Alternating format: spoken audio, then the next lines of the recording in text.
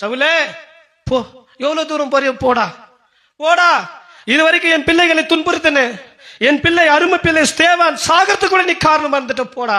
எவ்வளவு தூரம் போறியோ போடா, நீ போ போ. சட்டத்தை ஏற்றிட்டு எங்களுக்கு விரோதமா எவ்வளவு சட்டம்னா நீ ஏற்றி பாரு, செய்டா. எங்களுக்கெல்லாம் கட்டுப்பாடு போடுறியா? கட்டுப்பாடு போடு, பரவாயில்ல. சபை இடிக்கிற, வா இடிச்சுக்கோ. சத்தம் போடாத, சரி சத்தம் போடுறது இல்லப்பா. என்ன பண்றிய பண்ணுங்கடா. ஒரு நாள் தமஸ்கு வீதியில போறாரு. போட்டு போகும்போது பகல், சரியான பகல், சரியான சூரிய வெளிச்சம்.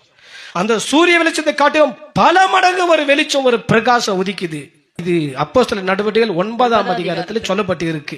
அந்த வெளிச்சம் அவர் மேல பிரகாசிச்சு, பிரகாசிக்கும் போது அவர் பொத்துன்னு போய் தரையில விழுந்துட்டாரு. விழுந்தவருக்கு 2 கண்ணும் தெரியாத போயிடுச்சு. முயற்சி பண்ணி எழுந்து நிக்க முயற்சி பண்றாரு, அவரால் நிக்க முடியல. அவர் பார்க்கறதுக்கு முயற்சி பண்றாரு, பார்க்க முடியல. உனக்கு ஒரு நாள் வரும், தேவ பிள்ளைகளுக்கு விரோதமா செயல்படுறியா? சத்தியத்துக்கு விரோதமா செயல்படுறியா? எத்தனை முறை சத்தியத்தை கேட்டாலும் இதயம் கடினப்படுதா? எத்தனை முறை ஏசப்பா மறுபடியும் மறுபடியும் உன்னோட பேசிக்கொண்டே இருந்தாலும் மாற்றமே இல்லாமல் வாழ்கிறாயா? ஒரு நாள் நீதியின் சூரியன் உன் மேல் உதிக்கும். ஒரு நாள் கர்த்தர் உன் மேல மகா பிரகாசமாய் உதிப்பார். அப்போது உன்னால நிற்க முடியாது. உன் சொந்த பலனை இழந்து போவ, உன் பார்வை இழந்து போவ. கூட இருக்கிறவன் நல்லா இருக்கிறான், கூட எல்லாம் அவனும் சேர்ந்து அடிக்கிறதுக்கு வந்தான், அவன் நல்லா இருக்கிறான். தலைவன் மாத்திரம் கண்ணு தெரியாம போயிட்டான். கூட இருக்கிறவங்களுக்கு ஒன்றும் புரியல. அவங்க எல்லாம் இவனுக்கு ஹெல்ப் பண்றாங்க. இவனுக்கு ஹெல்ப் பண்ணி அவன் எழுந்து நிக்கிறதுக்கும் நடந்து போறதுக்கும் ஹெல்ப் பண்றாங்க. அப்போ ஆண்டவரே நீங்க யாருப்பா?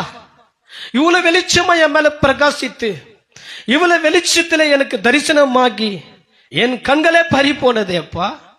நான் எவ்வளவு திடகாத்திரமா பெலன்வானா நான் புறப்பட்டு ஆக்ரோஷமா புறப்பட்டு வந்தேன். இப்போது என் பெலனை இழந்து சக்தி இழந்து நடக்க முடியல, எழுந்து நிக்க முடியலப்பா. நீங்க யாருப்பா? ஒரு சத்தம் மேல இருந்து துணிக்குது. நீ துன்பப்படுத்துகிற இயேசு நானே. நீ துன்பப்படுத்துகிற. நான் எப்பப்பா துன்பப்படுத்தினேன்? நான் எப்ப உங்களை துன்பப்படுத்தினேன்? என் பிள்ளைகளை துன்பப்படுத்தினால், என் பிள்ளைகளை அடித்தால், என் சபையை இடித்தால், என் பிள்ளைகளுக்கு இடையூறாய் இருந்தால், எனக்கு தொல்லை கொடுத்தது மாதிரி, என்னை துன்பப்படுத்தின மாதிரி, என் பிள்ளையை தொட்டா என் கண்மணியை தொட்ட மாதிரிப்பா நான் சொல்லி வச்சிருக்கிறேன். நீ துன்பப்படுத்துகிற இயேசு நான் தான்.